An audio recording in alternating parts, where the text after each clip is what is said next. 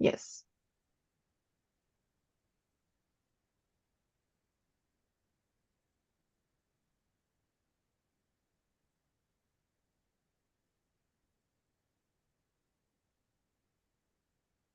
Hello, everyone. Welcome to our second webinar in the series, Scaling Urban Protests. My name is Masha, and I'm one of the members of SOCO, Critical Urbanism Hub that aims to bring closer to the civil society and not only the alternative ways of seeing and planning the city, both from social and political perspectives.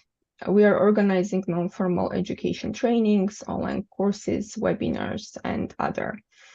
And for this series of webinars, we are partnering with Cooperation and Development Network Eastern Europe, CDN. We have Igor, Secretary General of CDN, who can also say a couple of words about their organization. Yes, hello. We are Cooperation and Development Network Eastern Europe. We are the network of 16 young organizations in Eastern Europe that are on a mission to empower and support the progressive-minded youth in Eastern Europe. And we are doing it by organizing trainings, by organizing educational events, and also being like a strong Eastern European voice within the European Green Movement and beyond that movement. And we are very happy that organization like SOCO is being funded and operating with people that met during our events and work in CDN. Thank you.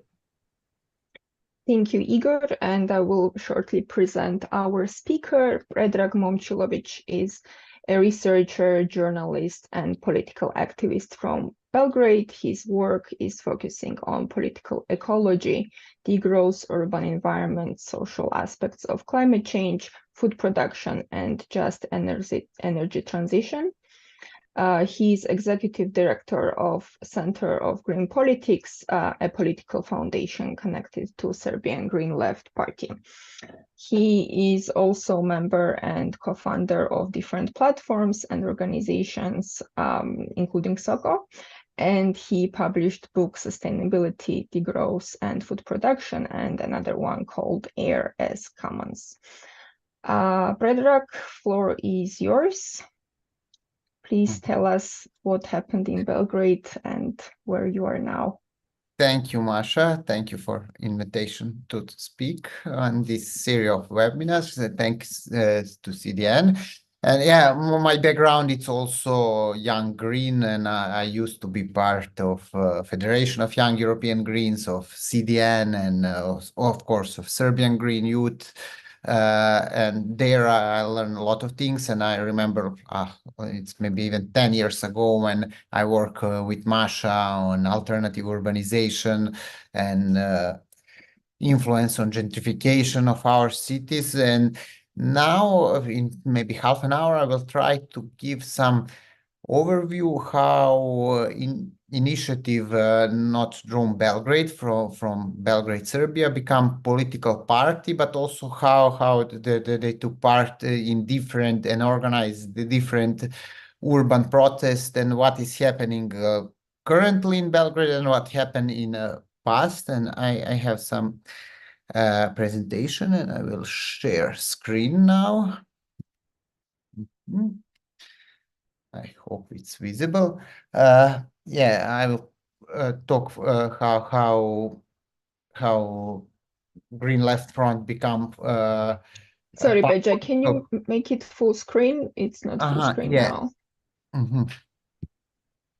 Thanks. Now it's better. How initiative not drawn Belgrade become political party, and in case of Serbia. And yeah, this is how it started.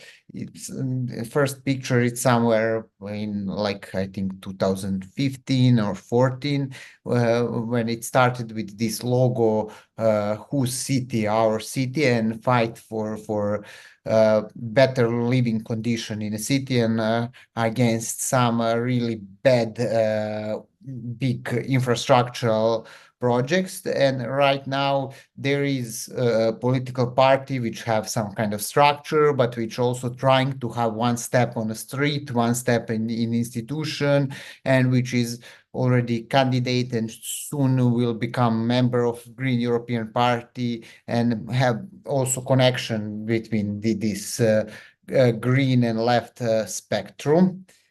And yeah, for us, it's important to start with this slogan, like this means like stop to investors urbanism, and this is pretty important thing in Belgrade and in Serbia, because we have even some government change. We have this continuum of this investors urbanism. We call like that when everything, whole urban planning, it's under the logic of profit, and if you have money you can build whatever you want and wherever you want. And I think this started already in 90s after fall of socialism in Yugoslavia, but it was a little bit slower because civil war which we had in Yugoslavia.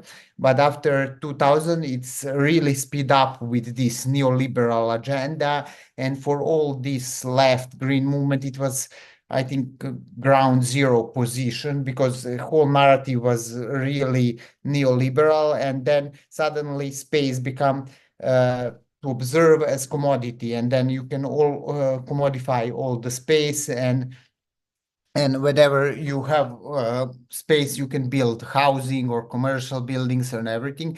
And this is interesting because this is only one example that where they want to build new housing complex, and in behind you can see this old socialist buildings in New Belgrade, and some people like them, some people don't like them, but they're built actually in much more humane manner, because you have a lot of space, a lot of green areas and then next to them, and you see how much space you have from the streets. This is level of the streets to first building, and it's a lot of space, then it's less noise and all other things.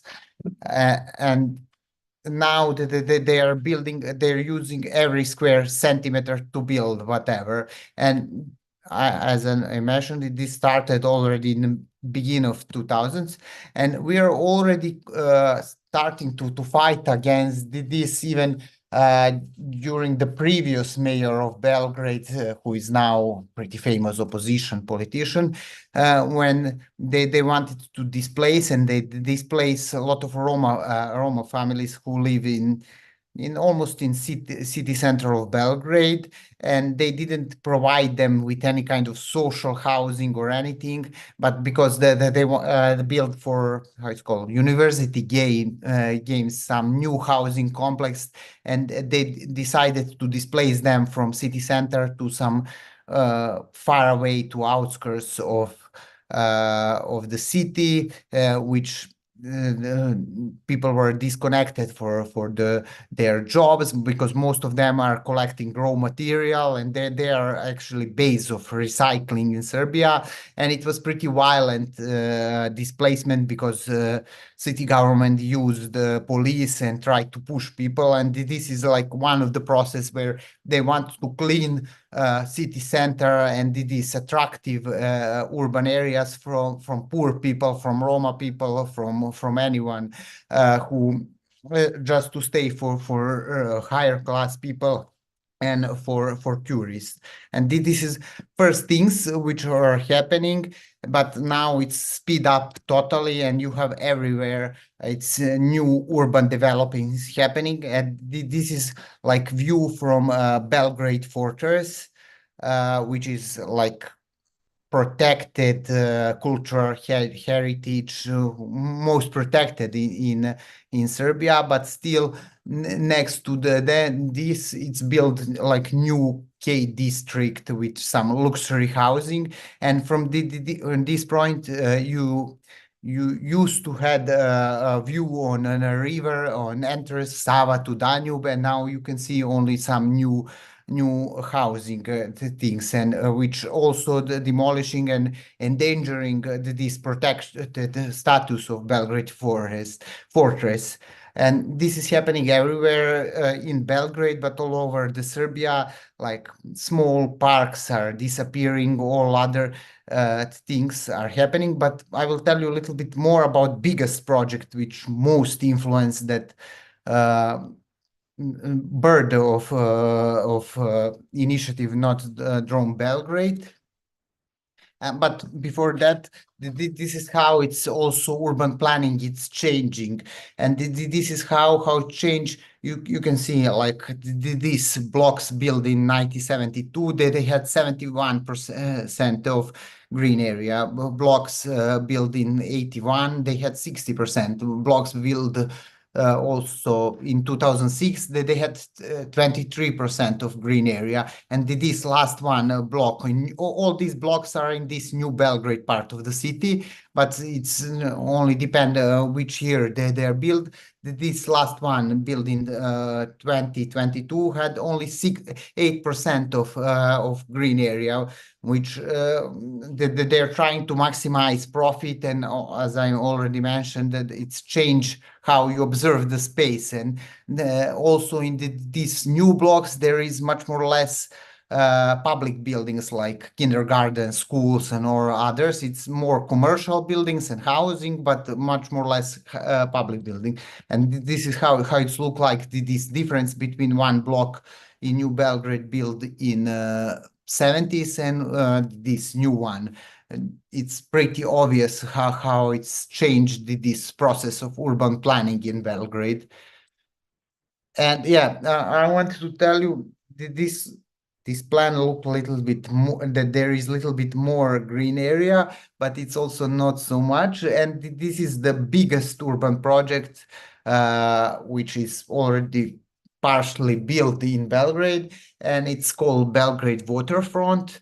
And actually, this Serbian Progressive Party, which is in power from 2012 in Serbia, they're just called progressive. They are not progressive at all, and that they're, I would say, right-wing party, really authoritarian right-wing party, which controlling all aspects of life, from media to any kind of freedom.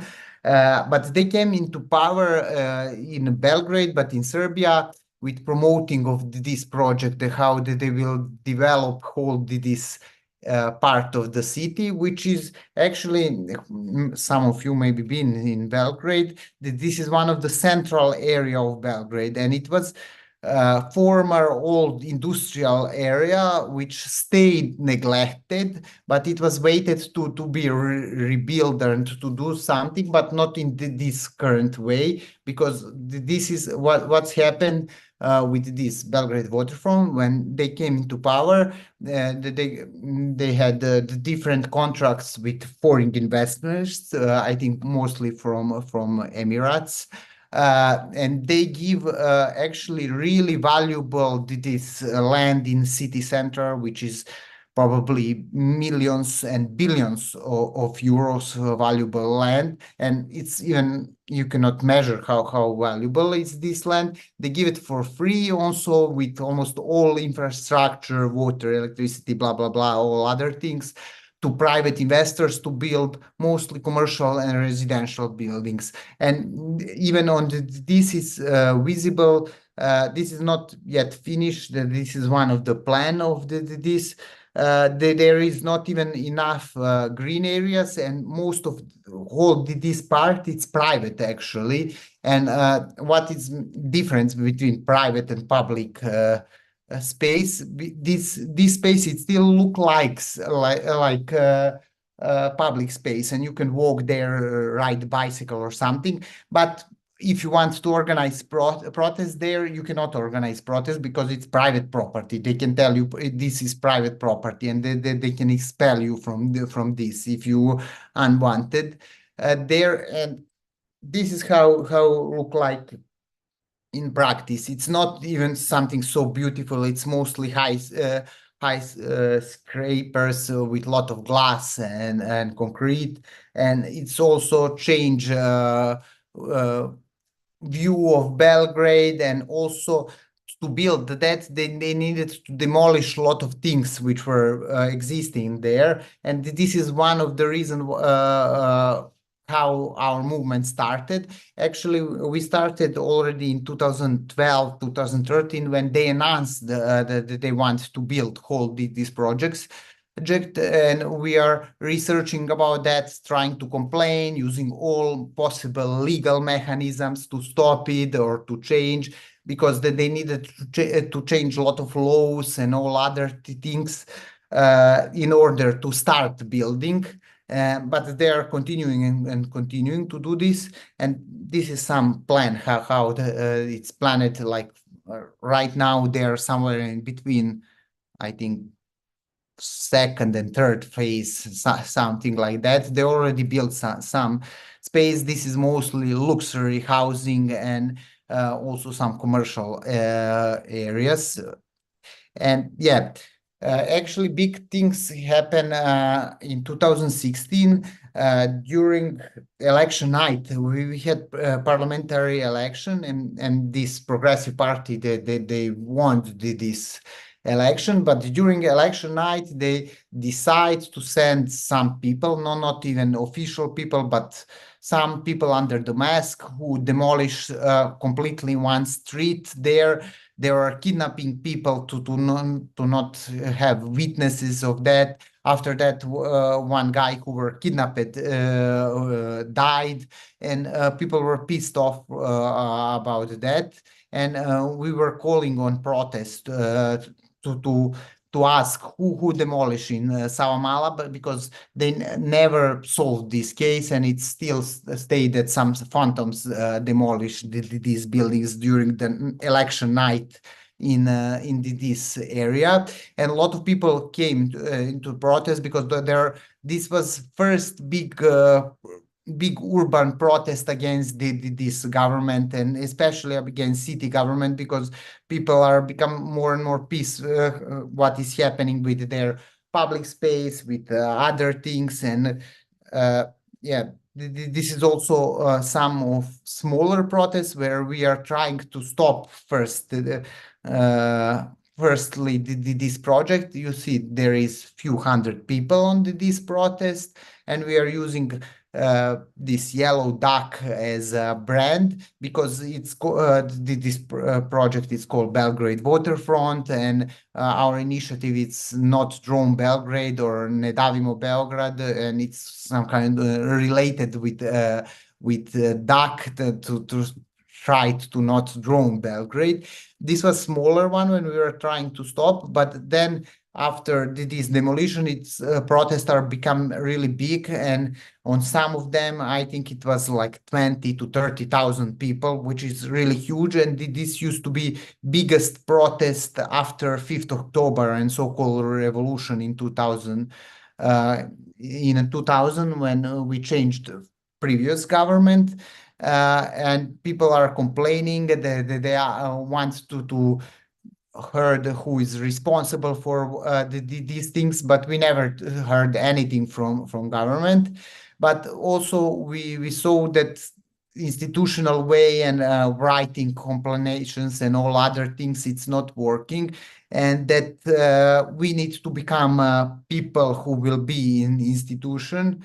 And this is when we decide first time to try to compete on local election. And this was in 2018 when we first time tried to compete on Belgrade city election. And it was not really structured. It was mostly like group of friends who organized big protests and who trying to enter into local politics based on some municipal values, because we are starting also to fight for the different other urban projects, but also against air pollution, against inequality, against anti-eviction, because in that time also a lot of evictions start happening if people couldn't not pay electricity or something like that. They were taking their homes, and we were part also of these different movements. But without structure and without really experience in politics, we had pretty good result. It was like, I think 3.5%, which back then it was not enough to enter into local parliament because the threshold used to be 5%. And for a lot of people were disappointed because we had bigger expectation for this first participation in the election. But also I think we learned there that it's not only enough to have big protest, but also you need to have functional organization.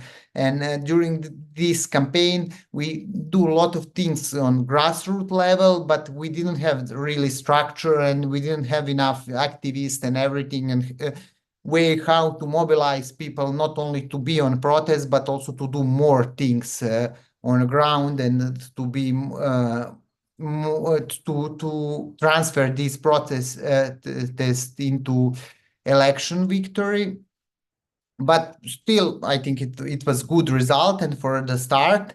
And actually, this is after that, after period of disappointment, we started to build actually structure of organization. It was initiative organization, it was non-formal organization, but we started to build structures like the different non-hierarchical structures, but to know who will be responsible for media, who will be responsible for, I don't know, membership, who will do the street action, who will do other things. And also somewhere into then we had Corona, and it slowed down a little bit, but also during the Corona, we started to establish like local groups in different parts of the cities.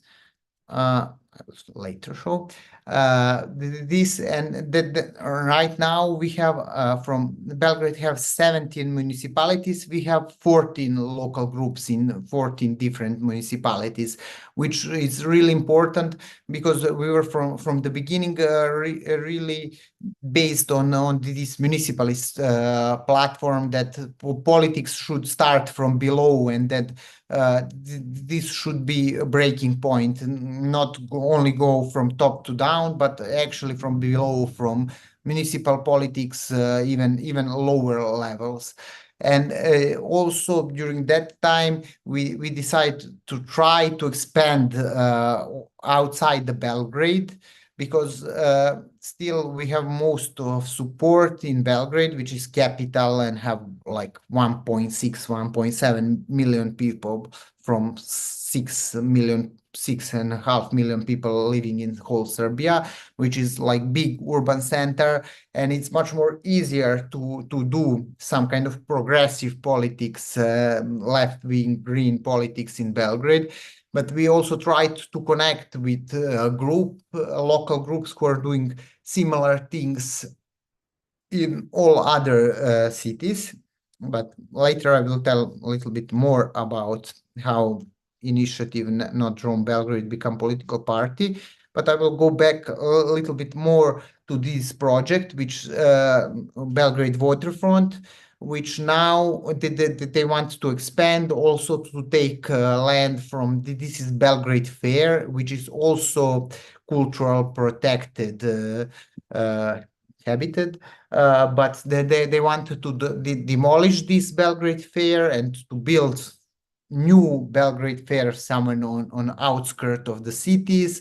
Also, it's a lot of corruption in whole this process, and to give again this land to these private investors to expand this Belgrade waterfront project, and to probably build some new residential and commercial buildings. And here is the map, and maybe you can see this on the top right part. This is where it's now built, new town, and all this with lines. This is where they want to expand this project. Also, they want to build on other bank of the river, and to expand also in this whole town and all other parts. And this is almost doubling this project, and this is what we are facing right now. And it's also crisis, political crisis in Serbia, because we had election like in December, and we had big election fraud, and people are complaining against that. And now that they are announcing this, expanding this really bad urban project, and also building some new urban development around Expo exhibition, which should be organized in 2027 in Belgrade. And all these projects are really problematical, and it's connected with corruption, where only these companies which are connected with ruling political parties are profiting, even when price for the different projects can be much more lower. And yeah, this is one of our slogans for election in 2016, where we participate in 2018, where we participated. We were number 12 in a city, and we did this grassroots campaign. And then after that, we didn't have election for a long time, but we had different big protests. And I think right now we have almost every year, on every 2 year, really massive protest in Belgrade, because people are becoming more and more unsatisfied, because urban development, also ecological reasons become really important. People are organizing big protests against air pollution in Belgrade, against mini hydropower plants, which want to build it in rural area or in eastern and western part of Serbia. Also, we had a huge protest with more than 100,000 people are blocking all state highways and everything against exploitation of lithium in Western Serbia. And we were part of all these protests.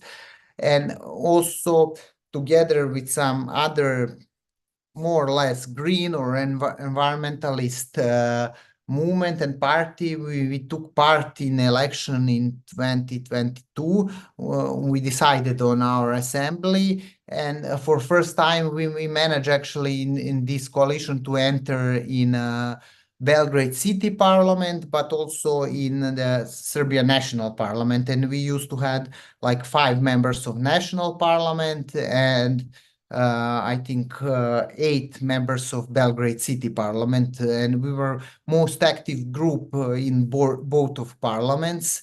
And during this time, we were working on development organization. And in one moment, we faced that in Serbia, it's really hard to do politics if you are not registered as a political party, because you have a lot of obstacles, like technical obstacles, but it's really hard also to register a political party. And we decided to start this process, and during the last year we are working on that, and finally last year we managed to register political party, and from Nedavimo Belgrade we become Green Left Front, which is obviously Green Left Party, because in Serbia you need to have more than 10,000 verified signatures, which is also a lot to collect, but it's even bigger problem. It's because you need to pay almost 3 to 5 euros per verified signatures. Then you need to pay a lot to rent a space where you can collect signatures, where you can do other things, and all this process you need to do in 1 month, and it's pretty demanding processes, and only few new political parties were registered after they got this law like more than 10 years ago. And this is how also this old political elites trying to prevent new people to become part of politics. But we managed to do that, and we registered party in summer of last year, and we were thinking like, oh, now we will have more time to work on internal capacities of party, of internal democracy and all other things. But then, unfortunately, we had a new election in Serbia because this is how our ruling party, it's really autocratical, but they really like elections because we don't have any kind of democratical elections, but they are organizing almost every year some kind of election. But you don't have any media space, any other space, and you don't have resources. Like, for example, on last campaign, I think we spent like 50,000 euros, which is a lot for us, and they spend like 60 millions of euros, which is like, I don't know how many times, like 1,000 or 10,000 times more money, and all of other things, and you cannot compete even with them, and because they're organizing all the time new and new election. But we were part of the bigger coalition because we had also massive protests last year in Serbia, because for first time we had a massive shooting in schools, and we are complaining how whole our educational system and security system in Serbia should be changed, because in Serbia we have really this culture of violence, and people are trying to solve everything with violence. And then we faced with two massive shootings with more than 20 kids died in these massive shootings, and this also started really big protest organized by, I would say, pro-European opposition. We were one of these parties, and which also led to political instability and new election where we took part as this coalition, and we got a pretty good result. Now we have 10 members of parliament, and also we won even 14 members of Belgrade city parliament. For first time we are having in different cities and different autonomous regions members of parliament. But also this last election were also first time, not first time, we always had this non-democratical period, but we were thinking at least this voting day is more or less democratical, even with a lot of pressure on voters, especially on people who are working in public sector or people who are marginalized or everything, to vote for these parties. But now we had even bigger election fraud because we had municipal Belgrade elections, but not in other cities. And then this governing party organized big migration of voters, also that they bring people from Bosnia and Herzegovina and from other places. And with this big election fraud, that they managed to keep, not to stay in power in Belgrade, but to keep to no one cannot form city government in Belgrade.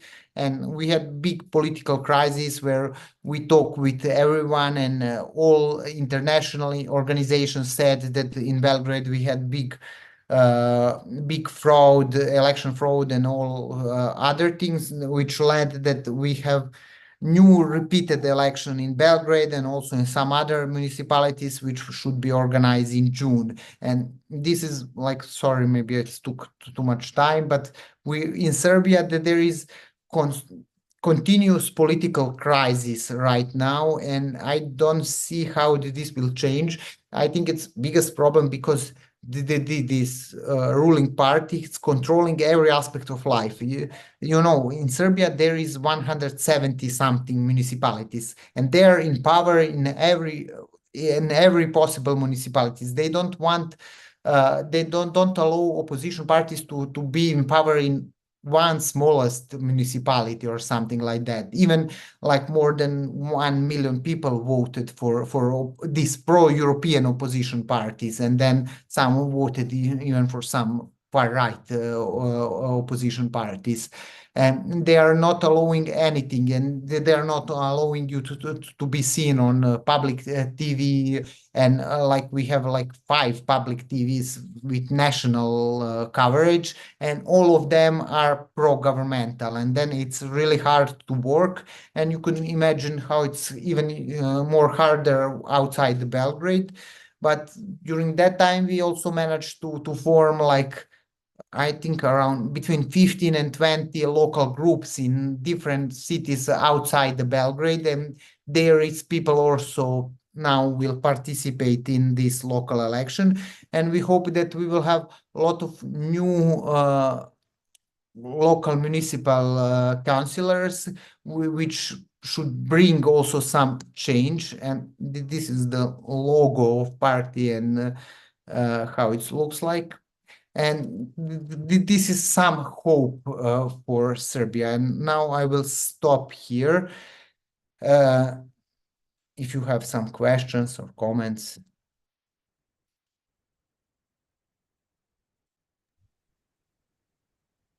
Thanks a lot, Predrag, for all the input. It's very sad to see that they are planning to expand the Belgrade waterfront, because it was already quite huge and unpleasant and unfair. So good luck with the fight in the streets and in the institutions likewise. Please put your questions in the chat. Let me check quickly the questions. So I will ask actually my own question first, because I saw on one of the photos, people are holding Stavka letters as like a transparent. So it's a strike, if I'm not mistaken. People were striking as well. The resignation. Stavka, okay. Ostavka. So This is one of the demand. It's on this protest in 2016. One of the main demand is resignation of mayor of Belgrade, director of police, and all other who were responsible for these demolitions and kidnapping of people and everything. Of course, they then never resigned. Yeah, but hopefully soon everything will be changed. This is also, we have still a lot of things which we don't know and which we are trying. Also, for me, it's interesting. Is it possible? I'm not even completely sure. Is it possible this to try to have party which is one leg in institution and one on a street, which we know that like German Greens tried that in 80s with Petra Kelly and all other, but on the end they finish only in institutions, and this is also process how to not forget where you start. For me, this is really important to not lose, because of course some people become members of parliament and become some other, but it's always process of internal democracy to remind them why they're there, and to not forget like from what we started and what is our goal. And especially it's also, I think it's hard because a lot of other oppositional parties which exist in Serbia, their primary goal is only to change to become governing party, and our goal is to change the system, and we even still don't know enough about system, and then it's even double harder, I think, even to manage city or municipality or even state. A lot of challenges also from the lack of resources, right? It's like very different competing conditions that you have. We have a question: when are the next elections and what are your plans for it? You mentioned there will be elections in Belgrade in June, but other than that, yeah, talk about the next elections are in 2nd of June. Right now it's campaign just started, and it's in Belgrade, city of Belgrade, which is a region, but it's also Belgrade municipalities and around 70 municipalities all over the Serbia. And this was actually big debate between opposition, this pro-European and even right-wing opposition in Serbia. Should we take part of this election or not? And part of opposition decided to not take part in election because they think all these elections are fraud and we should not take part. But this is actually what's happening also during the 2020. when I think almost all opposition boycotted the election, and because this is also one of the reasons why we don't have anyone in local municipalities.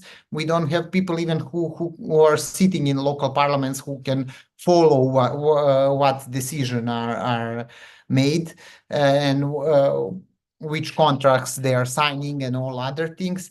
And Zeleno-Levi Front, together with some other parties, decided to take part in this election, and now it's also a lot of pressure, not only from governing party, but also from these other parties who are deciding to boycott elections, because they are now also accusing us like we are traitors, why we are going to election, we should boycott everyone and something like that. And this it's a lot of pressure. I think it's first time we are so under enormous pressure. And it's interesting for me how when we were just like social urban movement, we were cute to everyone because we didn't had so much power. And now when you increase your power and how many people are supporting you and what you can do, it's increased actually pressure from media, from everywhere, and from this governing party, but also from some oppositional parties. And this is, at least before, we had some space in some pro-oppositional media, but now even this space is pretty close because they much more like this pro-boycott opposition, and now we are somewhere in between. And because that we decided, and from the beginning, this is how we work, like to going in neighborhoods and to talk with people. And this is the only way how in Serbia you can work if you want to have some bigger change, because you cannot hope they will one day open the TV stations and give you all the possible space which you deserve. But if they do that, they will lose the power, and they will not do that. Thank you. You kind of already tapped also into the next questions that we have. How does the party work on neighborhood level? Yeah, but this is really important for us because, as I mentioned several times, we started as municipalist platform, and for us it was also always most important this subsidiarity and how to work on a lowest possible level, and to focus. Actually, when we talk about questions, we are pretty strong on these questions which actually influence life of the people. Do you have sewage system? How public transport work? Do you have efficient heating or cooling in your town, or all other things? We are not so strong, for example, on this question, national security, military alliance, or all these big international questions, which actually much more less influence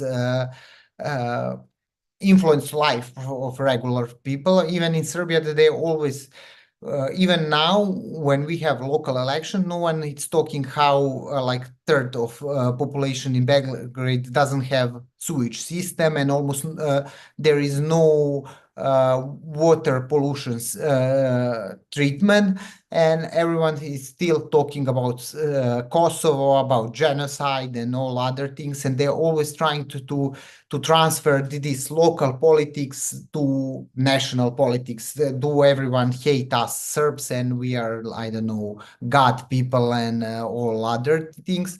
And they're always trying to transfer this, but we are trying to talk with people, and mostly we are working like having how call this stands in some public spaces where we're trying to talk with people. But also only we and this governing party, we are only parties which are trying to do the door-to-door campaign, which is actually pretty nice, because people in Serbia, they used to think that only this governing party doing door-to-door campaign, and they hate them when they see on the door. But actually, when they see our activists doing door-to-door, they're pretty nice. Of course, sometimes it's their supporters and they don't want to talk with you, but all our like activist supporters were much more afraid when we start with that.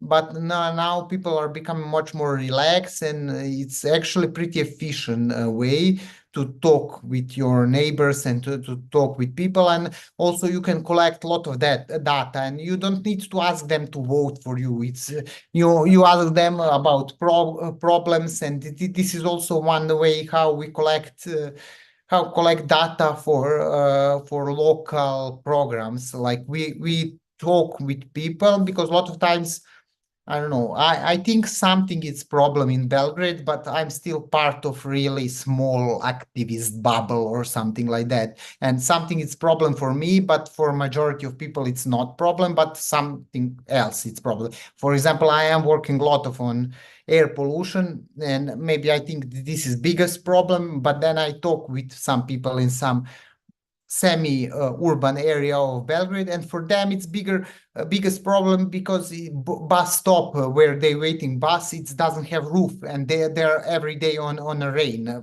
This is stupid example, but you need also to talk with people to know what is some local problems, and this is the way how we're trying to work with people.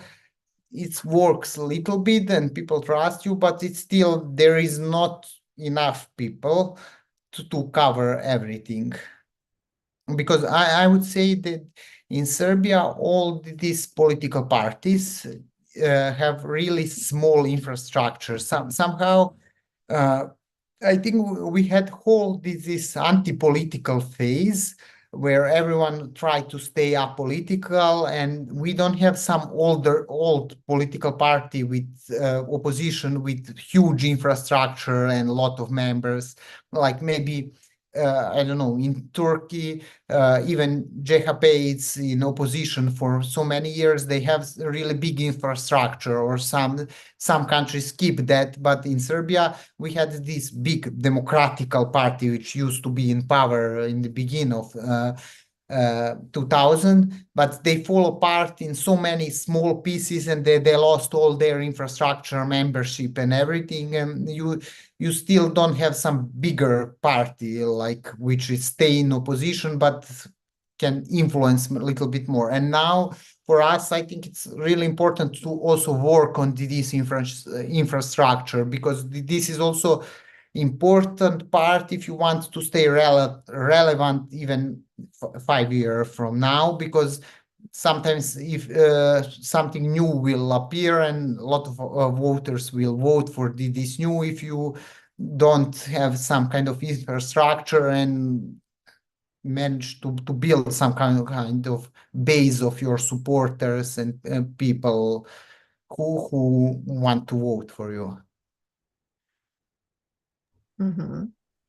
Very interesting, and good luck with this process. Yeah, we're trying to build some kind of infrastructure. I'm, as you mentioned in the beginning, I'm director of Center for Green Politics, which is like political foundation, which is like closely cooperate with the party, and we are working on political education and policy development also to try to support the party with some policy documents which they can do advocacy for after that. And this is also one part of like really small and tiny part of infrastructure and structure, but it's also building. Yeah, talking about policies, we have a question. What is the policy of the Green Left Party regarding housing? If you can say it shortly. Yeah. Not so shortly if you want. We had actually a law proposal in national parliament, because in Belgrade it's really big problem. We have a really big, actually all over the Serbia, but especially in Belgrade, we have big housing crisis, because whole housing sector it's privatized at the beginning of 90s, and we almost doesn't have any public and social housing, and everything is privately owned. And now some people have few apartments, and a lot of people doesn't have where to live. And if you want to rent, it's prices become really expensive, especially after Corona and after influx of migration after Russian aggressions to Ukraine. Actually, a lot of Russian people who flew from Putin regime came to Belgrade, and which also influence increasing rent price. And I don't blame them. I'm blaming actually Serbian country, which never regulated that. And actually in Serbia, I don't know anyone who have real contract of renting, and a landlord can kick you out every moment from apartment, and this is really problem. And we proposed the law, and it's, I would say, this is pretty modest law, how rent prices should follow some logic of average price in Serbia. It depends from a region of Belgrade where you live or something like that, but it's a little bit of regulation of this renting. And it's interesting for me how immediately media and a lot of other people from also oppositional people start to blame us, like, oh, look, communists is coming back, they want to take our houses and they want to take our apartments, which we never mention about anything about that. It's a law which is more modest than, I don't know, Austrian housing law, and much more modest than what you have housing policy in Vienna, for example. But they were talking like, oh, look how communists coming back and taking our apartments. Even I would like to take apartments for some people who, I think it's not normal that someone have 10 apartments and someone that doesn't have anything. And we also propose a little bit increasing of tax, because right now in Serbia, you don't have progressive taxation when we talk about housing. Even if you own 10 apartments, you pay same tax for first apartment where you live and for tent which you own. And our proposal were actually to reduce tax on apartment where you live, and which would relieve a little bit of people, and to heavily tax if you have third, fourth, fifth apartment or something like that. Unfortunately, this law never went to Serbian parliament. Even our members of parliament proposed, but it's keep somewhere in a loop because they don't want even to discuss about these laws. This is happening. Actually, we proposed different pretty progressive laws, but they never came to be discussed. For example, we also proposed law about equal partnership in Serbia or some other things, but the governing party even doesn't want to have discussion about them.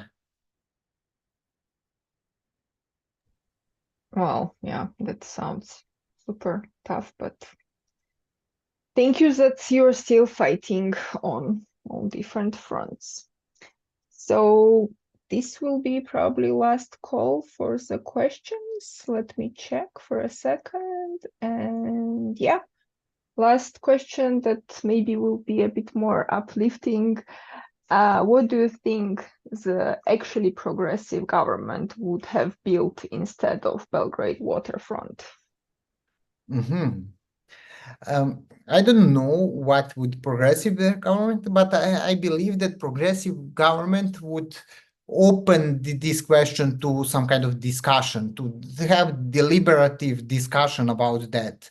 Maybe we would build same. I don't think we will build same, but if we have some longer deliberative discussion and citizens said, oh, we want private part of the town where we cannot go, or blah, blah, blah, only to go to shopping mall, maybe we would build that. I really believe in this democratic potential to open space for people to decide that and what they would decide. And for me, I would build something which have much more public space and much more public institution, and to use, I think, most valuable land in a city should be for public space and for public institution, and this less valuable, maybe you can build something like that, but somewhere on outskirts of the town, and even these buildings are not super beautiful or nothing special. I've been last year to Seoul in South Korea, and these kind of buildings are like 40 kilometers from city center. I saw them there, and maybe they have logic to be there or something like that, but not in the city center. And this is for me, and for our party, it's also really important. We have like these three main focus. One, it's like reducing inequality and social justice. One is ecological wisdom and ecological justice, and third one is democratization of society and this more deliberative democracy, and to offer people space that they can decide what they want to build in their neighborhood or in their town or in a state. Of course, you need to have to have moderated this, and it's not always that you will ask everything local community, because sometimes local community can be regressive and be like not in my neighborhood something, but I still believe that we should ask local communities what they want, or that we should have some kind of bigger discussion and to ask people in Belgrade what they want in this part of this town. And I think that this is possible. Sorry if I sound negatively, but I think we still have really great success. I become maybe active late 2010 or something like that when I finished my faculty, and there is no green politics in this area. I remember I went on some anti-nuclear protest with Serbian Green Youth, and there is like 20 people there. And now when you organize ecological protests, there is few thousand people. There is much more critical mass, and we have some like maybe few years ago, I was not dreaming even that we will be in parliamentary party and all other. It was, for me, this was always reserved only for Western European parties. And I think things can go. And now we have candidate for mayor, and maybe, I don't know, I'm not sure, but maybe we will have even green mayor of Belgrade soon. Like this happened already in Zagreb, and we have in Budapest. And I think this can be also in Serbia and in Balkan. I believe that there is also space and potential for change. Yes, you're right. I mean, even I can see this evolution, let's say, even though I was not always in Serbia and wasn't always following in details. Good luck to elections, and hopefully there will be a green mayor who will hopefully maybe fix the Slavia Square. That would be my priority if I was mayor of Belgrade. Thank you for all the inputs, and thanks everybody who joined. I said good luck already, but as many as possible, because yeah, I think it's quite impressive already what you're doing and how much you're doing, considering the whole political atmosphere in the country. And even this, you said 60 millions they had budget, and you had 50,000, right? Something like that. Yeah, it's, and then we'll need to check, but it's something like 1,000 times more yeah, spending. I mean, it's also visible on how much of everything they have. But yeah, thank you. Good luck. It's very inspiring story, and I hope the viewers took something interesting for themselves from here. Igor, would you like to say a couple of words? Thank you. Yes, I'm just can add that, like, thank you very much for this webinar, and like your work, even like from youth perspective, it's very visible in CDN how much Zielona Levy Front and how much ZOS as youth wing grow during last years, and it's like really, I think one of the best examples for the Eastern European progressive movements, even in this like very unfriendly environment for like progressive and political activism in general, you can grow and you can reach this. So like good luck with the elections, and we'll be for sure cooperating together with those and the Ecology Front. CDN headquarters, as you might know, is in Belgrade. So yeah, thank you. Thank you for invitation and good luck with a series of webinar. I saw it's really great people. Thank you. Yes, talking about series of webinar, next one will be exactly in 1 week, at the same time. Thank you everyone again, and we can now close the cameras and mics and finish the live stream. Bye.